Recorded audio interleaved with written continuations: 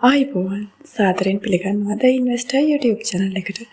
මේ channel එකේ පළවෙනි වීඩියෝ සීරීස් එක විදියට කොළඹ කොටස් වෙළඳපොලේ රෙජිස්ටර් වෙලා ඉන්න කම්පැනිස් වල කම්පැනි රිවිව් එකක් තමයි මම ඔයාලට අරගෙන එන්නේ. මම පළවෙනියටම ඔයාලට රිවිව් කරන්න යන්නේ අපේ රටේ වැවිලි කර්මාන්ත ශේෂ්ත්‍රයේ දැවැන්තයෙක් වන අගලවත්ත ප්ලාන්ටේෂන් සමාගම පිළිබඳව. මේ සමාගම ආරම්භ වෙන්නේ වර්ෂ 1992 ඉන් වසර 4කට පසුව එනම් 1996 වර්ෂයේ තමයි කොළඹ කොටස් වෙළඳපොලේ ලියාපදිංචි සමාගමක් බවට පත් කොළඹ ස්ටොක් මාකට් එකේ ඉන්ඩස්ට්‍රි ගෲප් ඒ කියන්නේ සෙක්ටර්ස් 20ක් තියෙනවා. ඒ අතරින් මේ කම්පැනි එක අයිති වෙන්නේ ෆුඩ් බිවරේජ් ඇන්ඩ් ටොබැකෝ කියන සෙක්ටර් එකට. එතකොට මේ සමාගමේ ප්‍රධාන වගාවන් වෙන්නේ තේ රබර් සහ පාම් කියන භෝග තුන.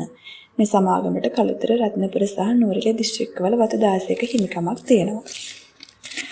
ඊළඟට මම ඔයාලට ඉදිරිපත් කරන්නේ සමාගමේ අධ්‍යක්ෂ මණ්ඩලය පිළිබඳ තොරතුරු. සභාපතිතුරු අධ්‍යක්ෂ මණ්ඩල සමාජිකයන් කීප දෙනෙක් විතරයි මම ඉදිරිපත් කරලා තියෙන්නේ. මීට අමතරව තවත් අධ්‍යක්ෂවරුන් කීප දෙනෙක් මේ සමාගමේ අධ්‍යක්ෂ මණ්ඩල විදියට කටයුතු කරනවා.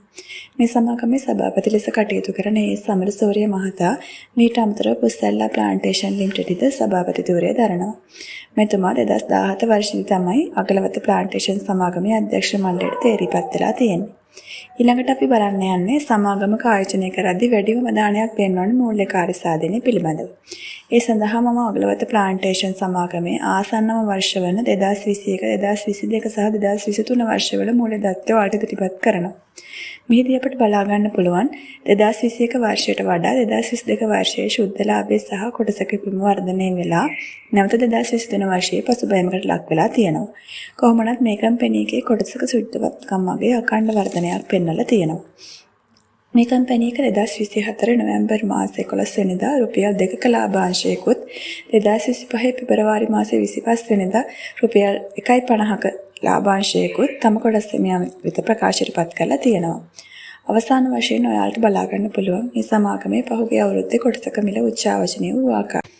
අදට වීඩියෝ එක එච්චරයි. මේ වගේ තවත් සමාගම් පිළිබඳ තොරතුරු දැනගන්න channel එක subscribe කරන්න අමතක කරන්න එපා. ඊළඟ වීඩියෝ එකේදී හමු වෙමු. එකතු වෙලා ඉන්නවලත් මාත් එක්ක. The Investor